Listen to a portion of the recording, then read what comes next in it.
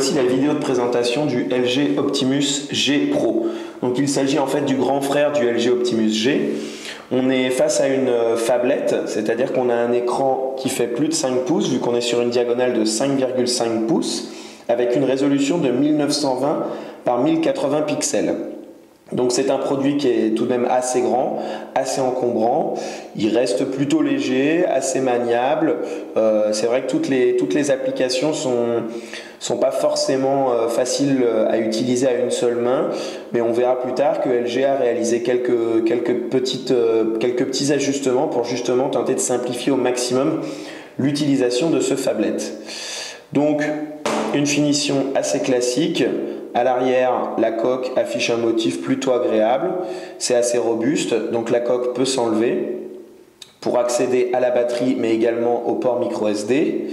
On trouve ici un objectif 13 millions de pixels accompagné d'un flash. Le haut-parleur est situé juste à côté.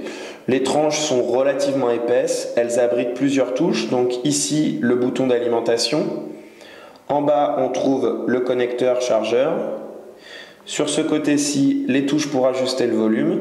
Et ici, on a une touche en fait paramétrable qui va permettre d'accéder directement à une fonction. D'origine, on accède à la fonction Quick Memo, donc qui est la fonction de prise de notes sur la gamme LG Optimus, mais vous pouvez la paramétrer pour accéder à n'importe quelle fonctionnalité et à la plupart des applications. Au sommet, on retrouve une prise jack ainsi qu'un port infrarouge qui permettra en fait de transformer le terminal en télécommande. Donc en bas on retrouve une touche Home physique qui est plutôt agréable. Voilà, et des deux côtés un bouton retour, un bouton option assez classique. Donc je déverrouille.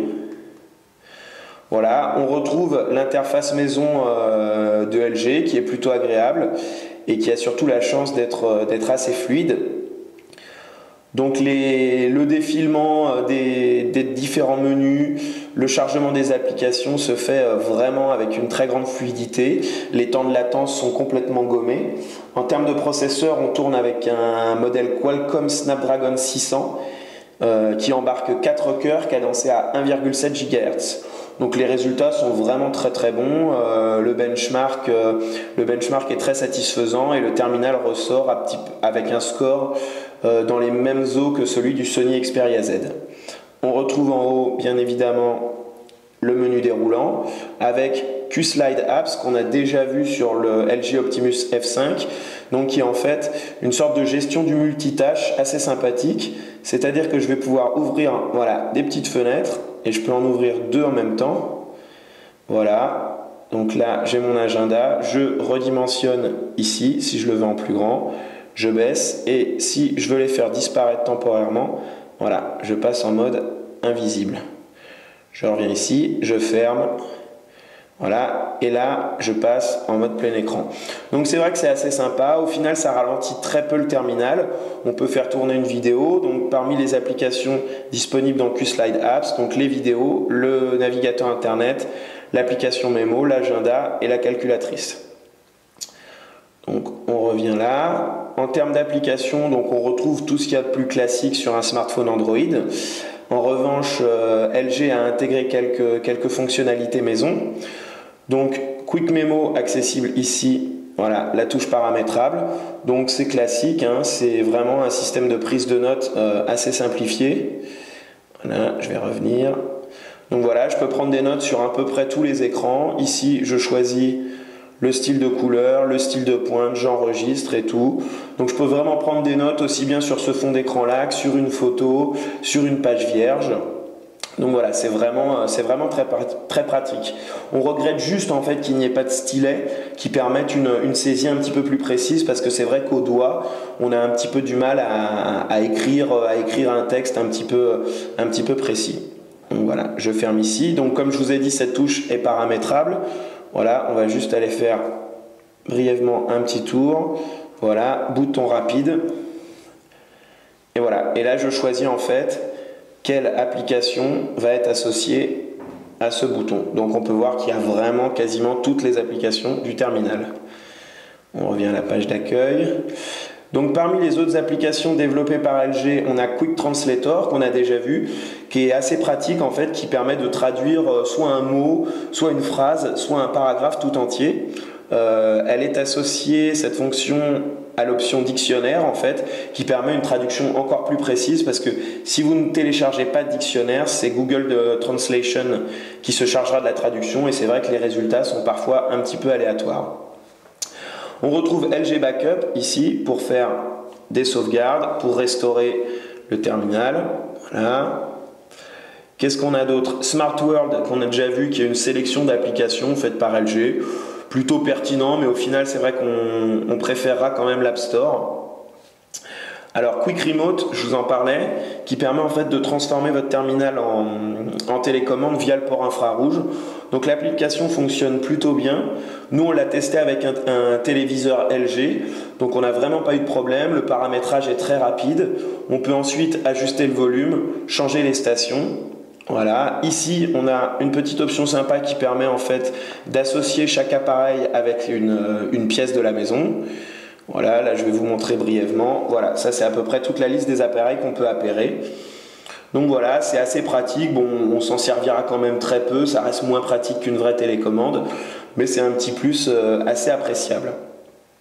Petit détour par l'appareil photo, donc on est sur un modèle 13 millions de pixels qui livre des résultats vraiment pertinents, c'est-à-dire que le piqué est très précis, l'autofocus est assez rapide, donc vraiment il a une qualité photo qui est très convenable. Juste petit bémol sur les couleurs qui sont parfois un petit peu ternes.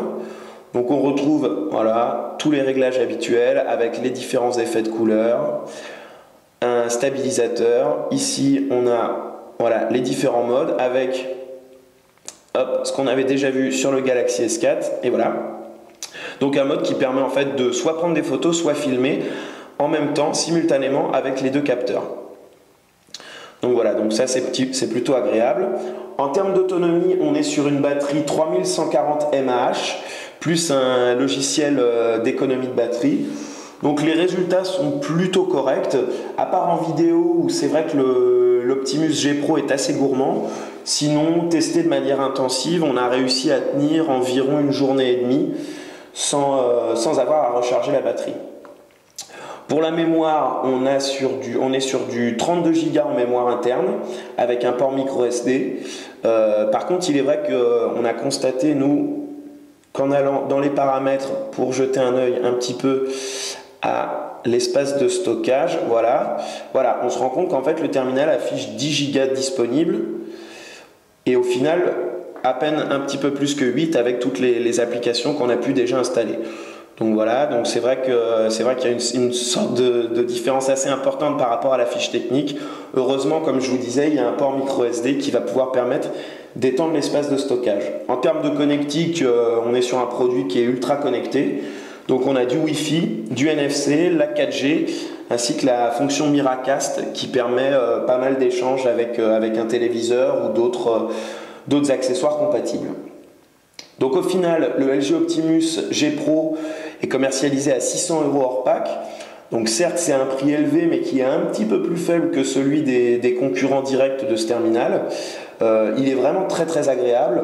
La diagonale de 5,5 pouces est quand même relativement, je dirais, relativement agréable à utiliser par rapport notamment à l'annonce récemment du Xperia Z Ultra et sa diagonale de 6,4 pouces qui là est vraiment très grand. Là on reste sur un produit qui est assez facile à transporter et assez facile à utiliser. Les performances aussi bien en photo qu'en navigation internet sont vraiment très intéressantes. Donc on est face à un produit qui nous a pleinement convaincus.